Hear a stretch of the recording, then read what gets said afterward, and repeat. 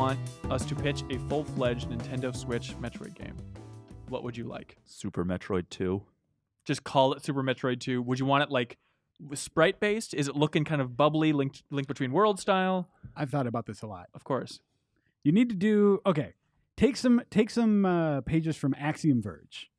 Okay. Which again took some pages from Super Metroid. Yeah, where are but, those pages coming from? I totally agree that Super Metroid 2 is the way to do it.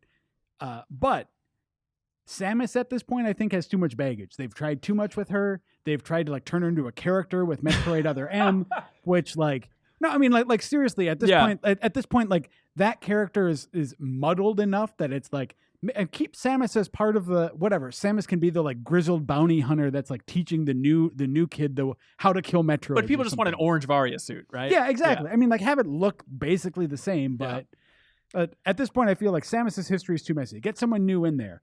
Also, don't forget that one of the main reasons people like these games is mobility powers, not just different guns. Because like that was one of the things. So like Axiom Verge had a bunch of different guns, and while they're really cool, my favorite part of that game, and in any sort of like Metroid style game, is when they have cool ways to get around. Because different guns just act as different keys to unlock different doors usually, right? But to be able to actually like change how you move through the world to reach different places and stuff, that's to me what really like captures what makes those games fun and cool. What would you want that Axiom Verge didn't already cover then? I mean, you don't know what people don't know what they want until you sort of show them, you know? So, okay. I mean so I want to be surprised with cool ways to get around. Like in Axiom Verge, that little drone that you like shoot the drone and then you can like switch places with it. Yeah. That was really cool. Phasing through walls.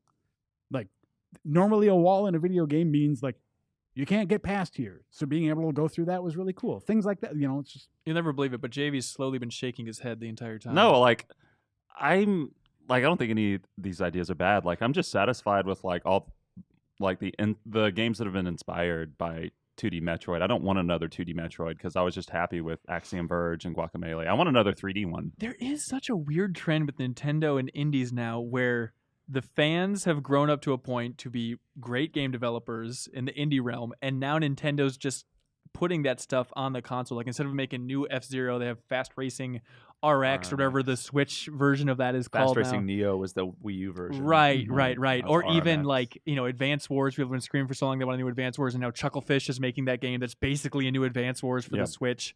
I mean, and Axiom Verge, is it coming to the Switch?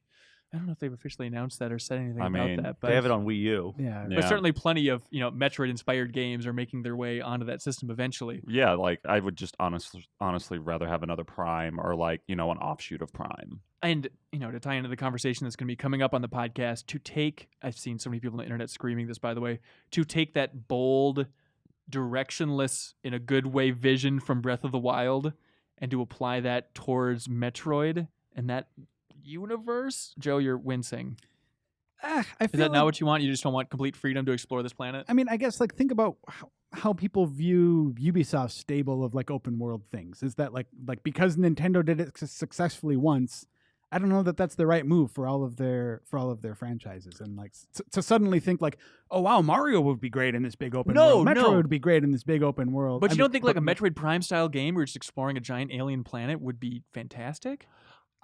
I think that you could get that same sort of vibe with 2D Metroid. And for me, it's just like when I think of I've played the Prime games, but like when I think about what I want from Metroid, it's Super Metroid. Yeah, 2D. It's not Prime. Gotcha. So thank you so much for watching this excerpt from the Game Informer Show podcast. You can click right here if you want to subscribe and listen to the audio version of the full show.